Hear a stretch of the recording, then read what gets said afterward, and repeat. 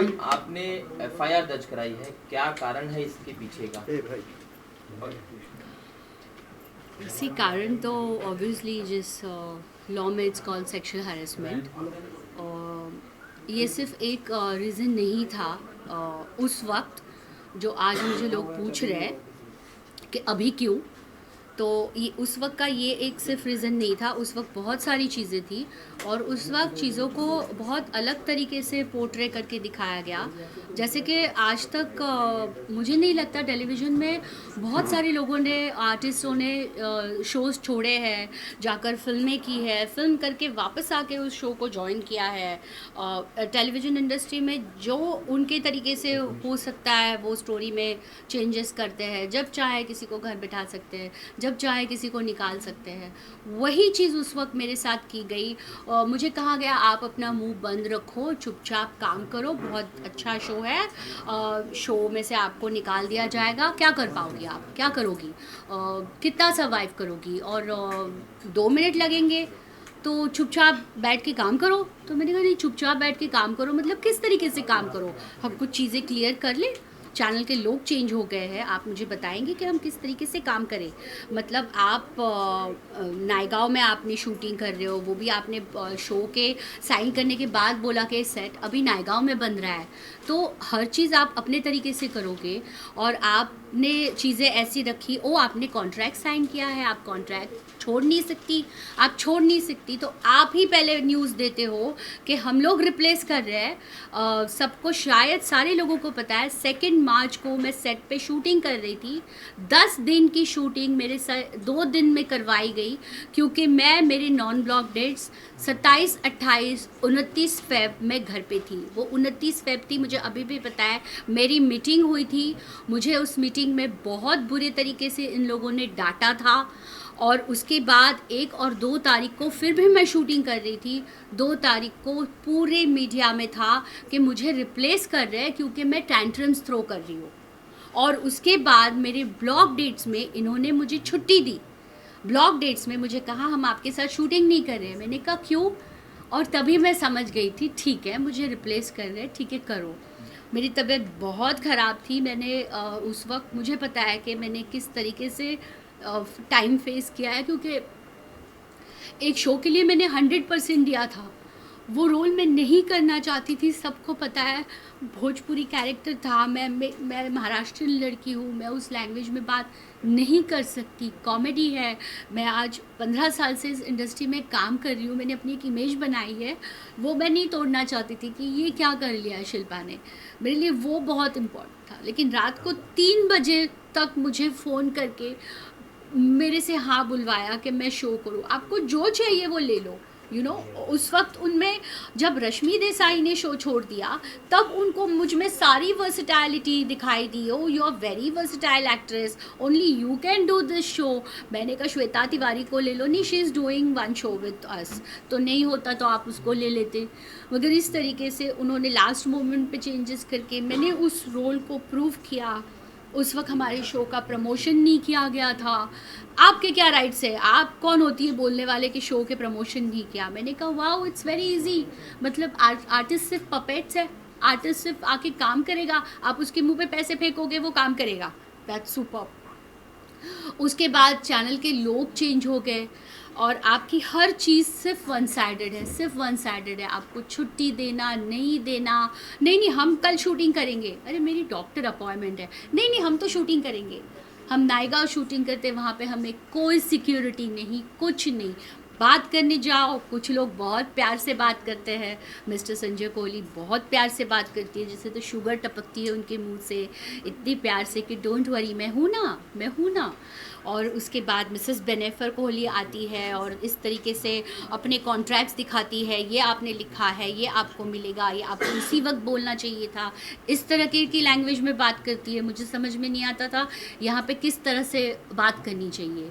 आज मेरे ख्याल से उसके बाद मैंने बहुत सारे इंटरव्यूज़ देखे जिसमें सौम्या टंडन ने कहा कि मैं अपनी कपड़े खुद डिज़ाइन करती हूँ, उनका नाम भी आता है शो में, और मेरे लिए कहा गया कि मैं खुद डिज़ाइन डिज़ाइनर मांग रही हूँ, मैं मेकअप आर्टिस्ट मांग रही हूँ, मैं हेयर ड्रेसर मांग रही हूँ, मैं बहुत सारे पैसे मांग रही हूँ, इसीलिए मुझे शो से निकाल दिया जा रहा है, मैं सेट पे टाइम पे नहीं आती।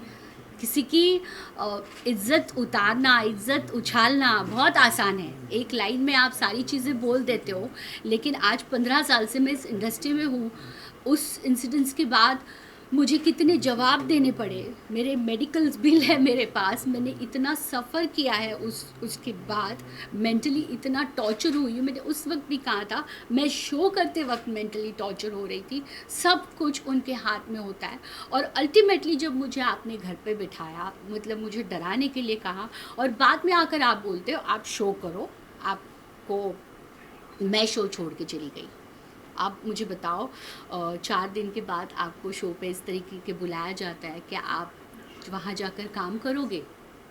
और इसको साइको बोलोगे या सेल्फ़ रिस्पेक्ट बोलोगे? ये मैं ख़ास लोगों को उस वक्त भी बताना चाहती थी कि ये मेरा सेल्फ़ रिस्पेक्ट है कि मैं नहीं करना चाहती थी उन लोगों के साथ काम। मैंने तभी भी, शायद मीडिया को पता होगा, मैंने कहा था कि प्रोड्यूसर चेंज करेंगे तो वो मेरा शो है, मैंने उस शो के लिए मेहनत की है। मैं ये पूछना चाहूँगी, ऐसा किसने होता है कि आपके को आर्टिस्ट, आप 1 साल भर काम करते हो और आपके साथ बात तक नहीं करते, आपका फ़ोन तक नहीं उठाते, आप दिवाली ईद के लिए उनको मिठाई भेजते हो, आपको रिप्लाई तक नहीं करते। ऐसा मैंने क्या कर लिया था? क्या मैंने सेक्सुअल अटैक किया था किसी के ऊपर? किसी को मैंने अब्यूज़ किया था? मेरी को आर्टिस्ट सोम्या टंडन को मैंने ये इंसिडेंट्स बताया था। मुझे प्रोड्यूसर के 2 दिन के बाद फ़ोन आके वो मुझे फायर करती है कि इस तरह की हरकतें आप कैसे कर रहे हो, आप इस तरह का कैसे बात कर रहे हो, मतलब। और उसके बाद आप स्टेटमेंट देते हो, या ब्लाउज़ का फिटिंग ठीक होने से सेट पे नहीं आना ये कोई रीज़न नहीं हो सकता। Yes, this is the reason, you know, she knows that reason, what was the reason, कि ये सिर्फ रीज़न नहीं था। मुझे मेरे आर्टिस्ट मतलब वो स्टेटमेंट दे रहे, बस मैंने शूटिंग पे आना बंद कर दिया। आज मेरी इतनी तबीयत ख़राब थी, फिर भी मैंने शूट किया है। लोगों को पता होगा मेरा आवाज़ चला गया था, मुझे वोकल कॉर्ड पे इन्फेक्शन था, मेरी आवाज़ नहीं निकल रही थी। लोगों ने खुद देखा हुआ है, मौन व्रत का एपिसोड इन्होंने बनाया था, मैं एंटीबायोटिक ले रही थी, नींद आती थी, लेकिन फिर भी मैंने शूटिंग की है। इनके सीन नहीं लिखे गए, हम सेट पे जाके बैठ जाए, क्या यही आज 12.5 करोड़ आप मुझ पे क्लेम कर रहे हो? ऑब्वियसली मैं उसके लिए तो फाइट करूँगी, क्योंकि 12.5 करोड़ मतलब मैं काम कर रही थी तो मेरी इतनी सी भी वैल्यू नहीं थी, और मैं शो छोड़ने के बाद आपका 12.5 करोड़ का लॉस हुआ है। वाओ, ये तो बहुत बड़ी बात है। इसके लिए डेफिनेटली मैं तो हर रास्ते हैं इसके लिए। और आज मैं इस चीज़ के लिए बताना चाहूँगी कि इस तरह की चीज़ें होकर उस तरह उसको दिखाया गया कि एक अजीब अलग रूप देकर उसको पोर्ट्रे किया गया, और कि मैं कुछ बोल ही ना पाऊँ। लेकिन आज मैं ये बताना चाहती हूँ, मैंने पूरे 1 साल, जितना मैंने सब लोगों को ऐसा लग रहा है कि 1 साल हो गया, लेकिन 1 साल में 7-8 महीने, 2 महीने तो मैंने आपके मीडिया को दिए हैं इसको जवाब देते देते। उसके बाद 7-8 महीने तो मैं अपनी बीमारी में गई हूँ, जिस तरीके से इन लोगों ने मुझे टॉर्चर किया। ये लोग आर्टिस्टों के, लोगों के फ़ोन रिकॉर्ड करते हैं, इन्होंने फ़ोन रिकॉर्ड किए हुए थे, मेरी हर चीज़ पे खबर रख रहे थे, मैं कहाँ जा रही हूँ, क्या जा रही हूँ, किसका काम कर रही हूँ, बस मुझे काम नहीं करने देना था। पता नहीं मुझे कितने आर्टिस्टों ने बताया, आज जाके बताया कि ये लोग स्पॉट बॉय से खुद आर्टिस्टों की चोरी करवाते हैं, मिसेस बेनेफर कोहली। ये मैं ख़ास बताना चाहूँगी। आर्टिस्ट, कुछ लोग बोल नहीं पाते सामने आकर, लेकिन मुझे ये बात समझ में नहीं आती क्यों नहीं बोलते। आर्टिस्टों की चोरी करवाई, किसी ने तो मुझे कहा था ध्यान से, ये तो पता नहीं मेकअप रूम में कैमरा भी रखा होगा, हिडन कैमरा। मैं इतनी डर गई थी, मतलब आज भी मुझे ऐसा लगता है क्या वहाँ पे कैमरा था जब मैं शूट कर रही थी, तो मे भी हो भी सकता है, नहीं भी हो सकता है। बहुत सारी चीज़ें लोग बाद में बोल रहे, लेकिन मुझे समझ में नहीं आता तब क्यों नहीं बोलते। और आज मैं इस चीज़ को लेकर, मैंने इतनी FIR करने के लिए मैं इतना इजी नहीं है किसी के बारे में इस तरह से बोलना। आज मुझे पता है मुझे इस इंडस्ट्री में सर्वाइव करना है, इट्स नॉट इजी इस तरह का बोलना, मगर जिनको जो सच्चाई पता है मुझे शायद बताने की ज़रूरत नहीं है कि सच्चाई क्या है। और बाकी सारी चीज़ें आपके सामने है। और मेरा यही कहना है कि आज मुझे बदनाम करके, मेरे साथ सारी चीज़ें करके शो चल रहा है, शो ऑन एयर हो रहा है, हर चीज़ अच्छे तरीके से हो रही है, और मुझे अभी भी टॉर्चर किया जा रहा है, अभी भी टॉर्चर किया जा रहा है। अभी भी मेरे कहीं काम के लिए मैं जाती हूँ, आपको बेनेफर कोहली का पेमेंट देना है ना, मैंने कहा मुझे उनका पेमेंट देना है, हाँ आपका पेमेंट देना है, और जब तक आपकी केस चल रही है, मतलब मैं काम ही नहीं करूँ। शायद सबको पता होगा मैं एक ट्रैवल शो कर रही थी, उन लोगों को खास बोला गया, उनको धमकाया गया, उनके फाइनेंसर ले लिए गए कि आप शो नहीं कर सकते मेरे साथ। ये सिर्फ एक चीज़ नहीं है, मैं जहाँ इवेंट में गई हूँ, मतलब मैं आज सिर्फ भाभी जी शो मैंने नहीं किया, मैंने टेलीविज़न पे बहुत शो किए और सारे शो की रेटिंग बहुत अच्छी रही है। मैंने डी वन पे जो शो किए उसकी रेटिंग बहुत अच्छी रही है। आज भी लोग मुझे उस शो का नाम लेकर मुझसे बात करते हैं। आपके शो से मैं इवेंट में जाती हूँ, वहाँ के आप पैसे क्लेम कर रहे हो कि बिकॉज ऑफ अंगूरी कैरेक्टर मैं फेमस हुई हूँ और मैं उस शो में जा रही हूँ, इसीलिए मुझे इज्जत मिली है। आप वो भी नहीं कर सकते, आप ये नहीं कर सकते, मतलब जितने तरीके से मुझे ये लोग मुझे बर्बाद कर दे, उतने तरीके से इन लोगों की कोशिश चल रही है। और इसीलिए मुझे ये चीज़ मैंने सच बोली है। और इसके साथ और भी बहुत सारी चीज़ें हैं, और भी इन्होंने जी के फ्रॉड बिल्स लगाए हैं, 12.5 करोड़ के जी के बिल्स लगाए हैं। शायद जी वालों के साथ मैंने बात की थी, जी वालों को इसका पता नहीं है कि जी के इंसेंटिव अमाउंट, टीआरपी लॉस के इन्होंने बिल लगाए हुए हैं, जिसका इनको जवाब देना पड़ेगा ऑब्वियसली। हर तरीके से क्रिमिनल केस बनती है इनके ऊपर, सिर्फ सेक्सुअल हैरेसमेंट की नहीं बनती है। Mrs Benafer Kohli she is the big culprit, you know. ये लोगों को पता होना चाहिए कि आज इतना सारा किस्सा हुआ, वहाँ पे मिस्टर संजय कोहली कहाँ है, क्यों? वो भी प्रोड्यूसर है, उन्होंने एक स्टेटमेंट दिया है मेरे अगेंस्ट, क्यों नहीं दिया उन्होंने? क्यों नहीं बोला? क्यों नहीं बोला? मुझे बताए। आप आर्टिस्टों को सबको जब आप चोरी करते हो ना, तो आपको चोरी छुपाने के लिए 50 चीज़ें करनी पड़ती है। मैं अभी जाकर आपके साथ सब आर्टिस्टों को जाके पूछूंगी कि आप मेरे साथ बात कर सकते हो, आप मेरे साथ बात करते हो। मैं उनको दिवाली विश करती हूँ, मुझे रिप्लाई तक नहीं करते, मेरे नंबर ब्लॉक कर दिए उन लोगों ने। क्यों? मुझे पता चलेगा क्यों? इस तरह से क्यों? एक ही प्रोड्यूसर है दुनिया में। ग्रेट। मैडम, आपने जो सेक्सुअल हैरेसमेंट का केस कराया, कितने दिनों से ये पूरी चीज़ें चल रही थी और एफआईआर कराने में देरी क्यों हुई? सी, एफआईआर इतना इजी नहीं है। एफआईआर होना बहुत बड़ी बात है, और ये काफ़ी टाइम से शायद मीडिया के कुछ लोगों को पता है। हमने जब बैठ के बात की थी, मैंने इस बात को बताया था कि एक्चुअली ये भी किस्सा वहाँ पे था। This was the issue. I don't know, इस तरह की चीज़ें प्रोड्यूसर बेनेफर कोहली के कान पे आ गई थी कि जो भी संजय कोहली जी का बिहेवियर है वो उसके बारे में थोड़ा सा मुझे अनकंफर्टेबल फील हो रहा है, और मैं इस तरह की चीज़ें बोल रही हूँ किसी आर्टिस्टों को। और ये चीज़ें मैं मीडिया में कुछ जो लोग हैं उनको बता चुकी थी, लेकिन ऑब्वियसली उस वक्त इस तरह का उस पर रिएक्ट करना, उस बात को ऐसे ही बोलना बहुत मुश्किल है। तो एफआईआर इस लेवल पे क्रिमिनल केस में इनके ऊपर करूं, और ये काफ़ी टाइम से मेरा चल रहा था। जैसे भी मैंने कहा मैं इस चीज़ को बाहर लाऊंगी, क्योंकि बहुत सारे लोग होते हैं, शिल्पा मत बोलना, चुप बैठना, क्या मिलेगा इससे, खुद तुम्हारी बदनामी होगी, अभी क्यों बोल रही हो, तब क्यों बोल रही हो।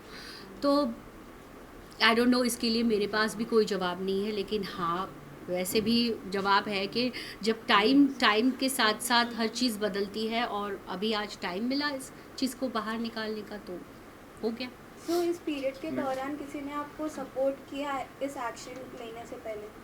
किसी ने नहीं किया, किसी ने नहीं किया, इसलिए मैंने बहुत डट कर ये चीज़ मैंने कही कि क्योंकि ये जो पूरा सिनेरियो हुआ, मुझे किसी भी आर्टिस्ट का सपोर्ट नहीं मिला कि हमारे इंडस्ट्री में ये होता है।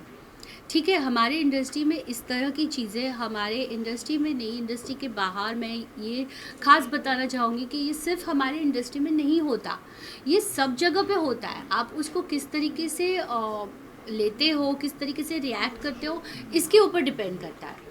वही हमारे इंडस्ट्री में सिर्फ ये चीज़ नहीं होती है, कोई किसी के ऊपर रेप नहीं होता, सारी चीज़ें म्यूचुअल अंडरस्टैंडिंग होती है। सारी चीज़ों को आप काम हो या बाकी रिश्ते हो, रिलेशन हो, को आर्टिस्ट के साथ आपके रिलेशन, ये सारे म्यूचुअली होते हैं, कोई किसी के ऊपर ज़बरदस्ती नहीं हुई। तो मेरे साथ सेक्सुअल हरेसमेंट मतलब ये लॉ में वर्ड है, मेरे साथ किसी ने ज़बरदस्ती नहीं की, किसी ने रेप अटेम्प्ट नहीं किया, एफआईआर में वो भी है। लेकिन या सामने से अप्रोच करने के बाद आप उसको रिजेक्ट करते हो, आप उसको नहीं बोलते हो, तो सामने वाले आदमी को समझना चाहिए। और आप जब मैंने आज उसकी कंप्लेंट की है तो it's a complaint, it's a sexual harassment कि मुझे वहाँ पे ये प्रॉब्लम थी, जिस चीज़ को उस वक्त दबाया गया, और उसी चीज़ को बाहर नहीं आने के लिए इतने सारे चीज़ें मेरे ऊपर थोपी गई, इतना सारा, मुझे जानबूझ के मैं हर चीज़ का जवाब ना दे पाऊँ और इस बात को नहीं बोल पाऊँ, इसीलिए बहुत सारी चीज़ें सामने रखी गई। तो आपको लगता है आपकी शो लेफ्ट करने के बाद उस शो की काफ़ी टीआरपी डाउन हो गई, तो उनको कहीं ना कहीं रिग्रेट होगा ये थिंग का? रिग्रेट तो उनको तभी हुआ था जिस वक्त उन्होंने मुझे डराने के लिए छुट्टी दे के और रिप्लेसमेंट की बात की थी। उनको नहीं लगा था कि मैं इस तरह छोड़ दूंगी शो, जो उन्होंने बाद में उसको दिखाया कि मैंने शो छोड़ दिया। और भी मुझे किसी ने पूछा कि शो तो आप ही ने छोड़ा ना, आप ही ने कहा। मैंने कहा हाँ, उसको शायद नहीं पता लोगों को, लेकिन उसको सेल्फ़ रिस्पेक्ट बोलते हैं। अगर मैं नहीं गई हूँ, मतलब आप अपने मर्ज़ी से घर पे बिठा दो, आप अपनी मर्ज़ी से बुलाओ, उसके बाद बोलो आपने साइन किया, आपको आना पड़ेगा। और इनके एक्सक्लूसिविटी क्लॉज में लिखा हुआ है, you have to give exclusivity exclusively everything to producer, you know. तो उसका क्या मतलब हुआ? तो कॉन्ट्रैक्ट में आप एक्सक्लूसिविटी इस तरीके से लिखते हो, तो exclusively everything you have to give to your producer, मतलब उसमें कॉस्ट्यूम के भी क्लॉजेस है, यू नो, जो प्रोडक्शन हाउस आपको कॉस्ट्यूम प्रोवाइड करेगी वो कॉस्ट्यूम्स आपको पहनने पड़ेंगे। इसलिए इन्होंने कहा मेरे कॉस्ट्यूम्स मैं बनाती थी, तो सौम्या टंडन का नाम आता है, सौम्या टंडन कॉस्ट्यूम बना सकती है, सौम्या टंडन अपना कॉस्ट्यूम डिज़ाइन कर सकती है, मैं नहीं कर सकती। और जिस तरह का क्लॉज कॉन्ट्रैक्ट में लिखा हुआ है, जिस तरीके से वो एक्सक्लूसिविटी को लेकर, तो एक्सक्लूसिविटी में क्या मुझे प्रोड्यूसर जो बोलता है वो मैं कर लूँ, नहीं तो आप मेरा पेमेंट नहीं दोगे। एक्सक्लूसिविटी में ये आता है, आज कॉन्ट्रैक्ट में कॉस्ट्यूम्स लिखे हुए हैं, तो क्या आप मुझे 2 पीस कॉस्ट्यूम पहनने बोलोगे, मैं पहन लूँगी, क्योंकि कॉन्ट्रैक्ट में लिखा है, हर चीज़ कॉन्ट्रैक्ट में लिखी है। तभी मुझे यही कहना था कि आप उसी वक्त कॉन्ट्रैक्ट को लेकर ही बात हो रही थी, तो मैं उस कॉन्ट्रैक्ट को ही जवाब देने वाली थी कि कॉन्ट्रैक्ट में आपको हेड टू टो खरीद रखा है। आज आर्टिस्ट रिप्लेस होते हैं, हम लोगों को पता भी नहीं चलता रिप्लेस हो गए, क्यों? क्योंकि वो अच्छे आर्टिस्ट नहीं है, छोटे आर्टिस्ट है, बड़े आर्टिस्ट ही आज इन लोगों को पता चल गया, ऐसे ही आर्टिस्टों को रिप्लेस करते हैं। लेकिन जहाँ पर आज उनको पता चल गया कि जो कैरेक्टर मैंने किया था वो मेरा था 100%, इन्होंने ये तक बोला है हमने बनाया उसे, वाओ, तो बनाओ शुभांगी अत्रे को भी, मैं तो सब कुछ छोड़ के गई। आप बोलते हो कि हमने बनाया, आर्टिस्ट को हमने दिया, आपने लिखा, उसको उसमें सोल मैंने डाला, मैंने उसके लिए मेहनत की है, सारी चीज़ें मेहनत मैंने की है, आप बनाओ। मैंने इसलिए कहा शो मस्ट गो ऑन करके मैं निकल गई, मुझे माफ़ करो, मुझे नहीं करना आप लोगों के साथ काम।